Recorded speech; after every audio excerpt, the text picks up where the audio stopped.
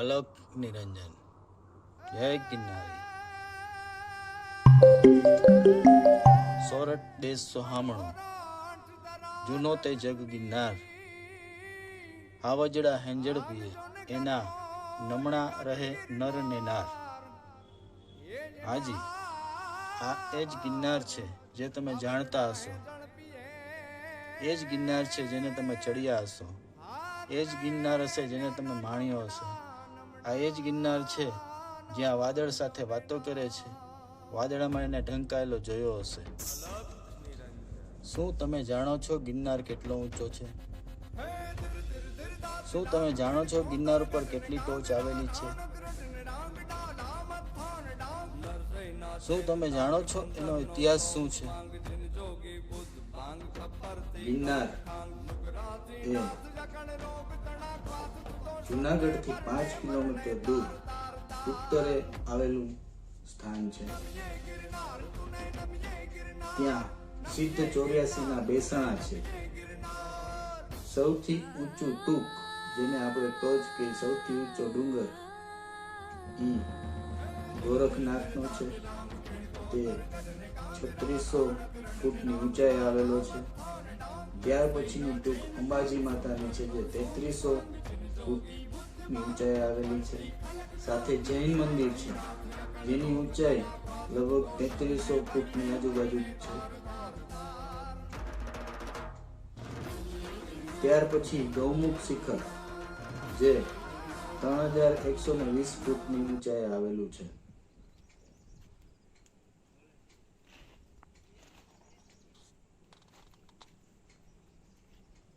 અને ત્યાર પછી માળી શિખર, જે 18000 ફૂટની ઊંચાઈ આવેલું છે. આમ 5 શિખરો, 5 પર્વતો સમૂહ મળી અને ગિરનાર કહેવાય છે.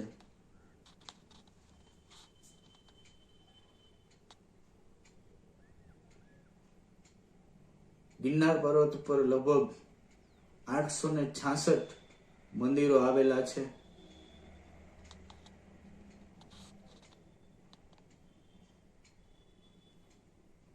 તેના ઉપર પથ્થરથી બનાવેલ પગથિયા એક મંદિરથી બીજા મંદિર સુધી લઈ જાય છે.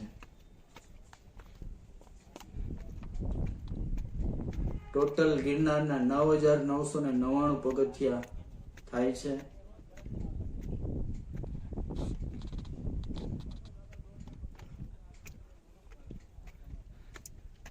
હિન્દુ ધર્મમાં અતિ પ્રાચીન અને પવિત્ર સ્થળ એ ગઢ જૂનો ગિરનાર કહેવાય છે. ગઢ જૂનો ગિરનાર કરોડો વર્ષ જૂનો છે, એટલા માટે જ એને જૂનો કહેવાય છે. એને એવું માનવામાં આવે છે કે લગભગ એવરેસ્ટ એટલે કે કૈલાસ પર્વત, હિમાલય, એનથી પણ જૂનો પર્વત મનાય છે. 5 પર્વતોનો સમૂહ છે. કહેવાય છે કે પર્વતોને પાંખો હતી.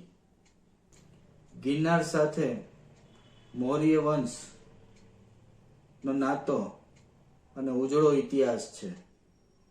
મૌર્ય વંશ જ્યારે નંદ વંશનો અંત કરી અને બધા જુદા જુદા અલગ અલગ રાજ્યોને એક રાજ્ય, એક દેશ, ભારત દેશ કરી અને જ્યારે મૌર્ય યુગની સ્થાપના થઈ, ત્યારે સૌરાષ્ટ્ર ઉપર ચંદ્રગુપ્ત મૌર્યએ ચડાઈ કરી અને સૌરાષ્ટ્રને જીતી લીધું. એ સમયમાં જુનાગઢ એ સૌરાષ્ટ્રનું પાટનગર કહેવાતું. આ પાટનગર ગિરિનગર તરીકે પણ ઓળખાતું. એમાં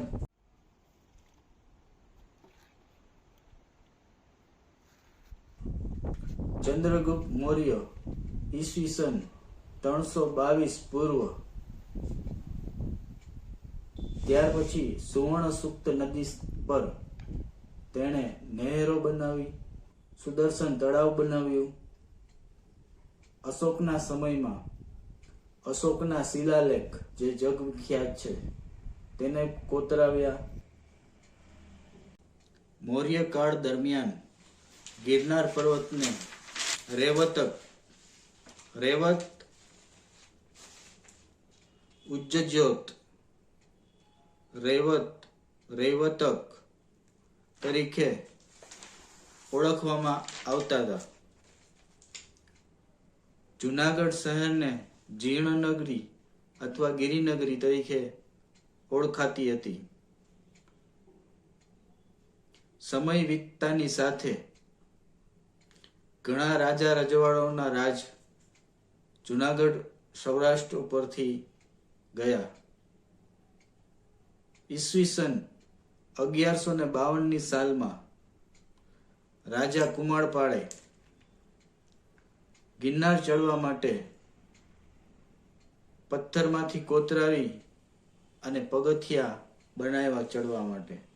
10-11મી સદીમાં બનેલ ઉપરકોટનો કિલ્લો, જે રાજા રાહગ્રહ રીપુએ બંધાવેલો,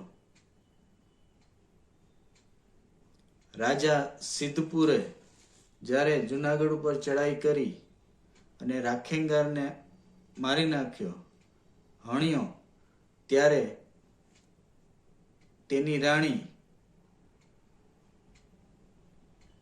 રાણક દેવીને અપહરણ કરી અને લઈ જતા હતા. ત્યારે રાણીએ ગિરનારને કીધું,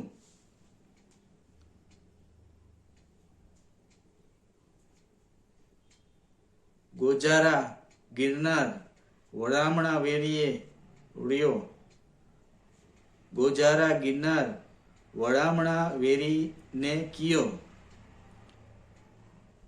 મરતા રાખેંગાર ખાખેડી ખાંગો ના થયો. આટલું સાંભળતા જ ગિરનારની શિલાઓ પડવા લાગી. આ જોઈને રાણક દેવીએ પાછું કીધું કે પડમાં મારા આધાર, એટલે ગિરનારની શિલાઓ પડતી અટકી ગઈ. અને આપણા પુરાણોમાં પણ ગિરનારનું સૌંદર્ય, એની ઔષધિઓ, એની વૈવિધ્યપૂર્ણ વનસ્પતિઓથી ભરપૂર ગિરનારનું સૌંદર્ય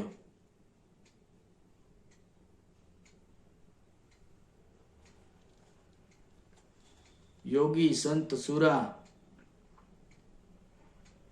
સાધુઓનું નિવાસ સ્થાન છે.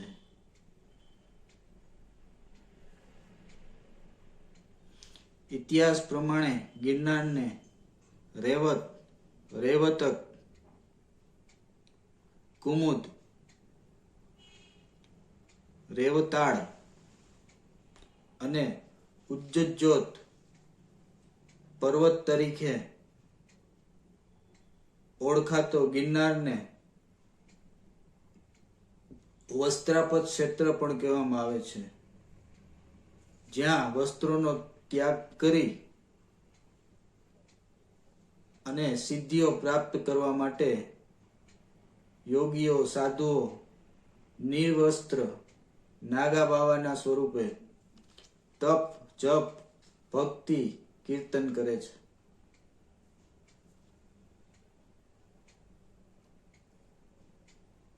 દ્વારકા નગરીમાં જ્યારે કૃષ્ણ ભગવાન રાજ કરતા, ત્યારે વનવાસમાં રહેલ પાંડવો અર્જુન કૃષ્ણ ભગવાનને મળવા આવેલ. તે સમયે કૃષ્ણ ભગવાને આ જ ગિરનાર પાસે સુભદ્રાને અર્જુનને બતાવી અને અર્જુન અપહરણ કરી અને સુભદ્રાને ગિરનાર પર્વતેથી જ અપહરણ કરીને લઈ ગઈ.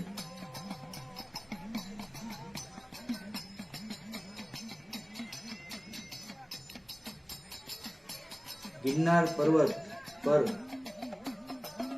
સિદ્ધ 84 ના બેસણા છે, જ્યાં કણ કણમાં સંત સુરા સરવાણી વસેલા છે, જેમાંના એક નરસિંહ મહેતાનું નામ છે.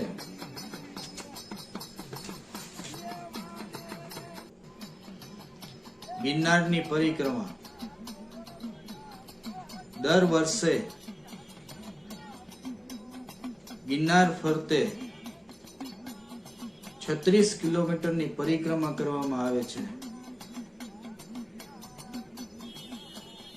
જેને લીલી પરિક્રમા અથવા તો પરકમમાં પણ કહે છે. 36 કિલોમીટરની પરિક્રમામાં 4 દિવસના પડાવ હોય છે. અલગ અલગ એક દિવસનો પડાવ હોય છે, જે પુણ્યનું ભાથું બાંધવા ભાવિક ભક્તો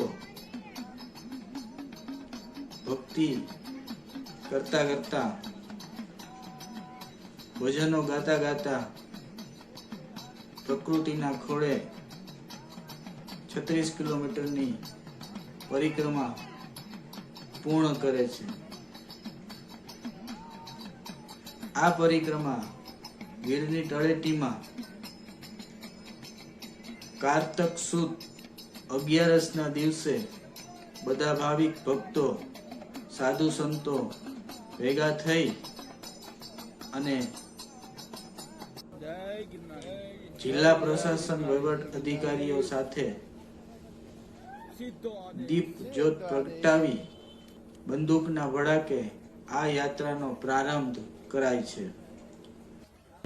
ગિરનારની તળેટીમાં કારતક સુદ 11ના દિવસે રાત્રે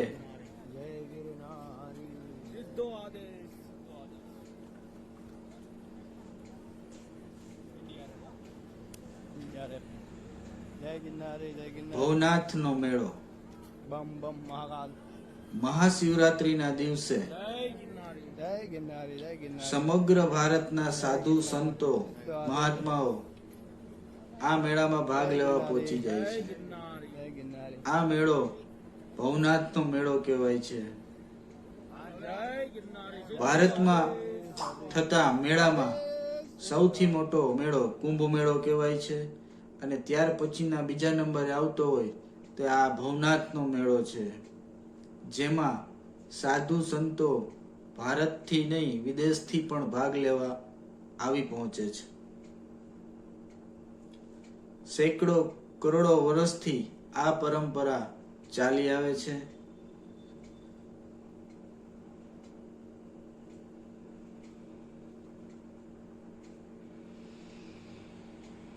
જેમાં નાગા બાવાઓ 9 વાગે સરઘસ કાઢે છે, અને એવું કહેવાય છે કે આ ભવનાથના મેળામાં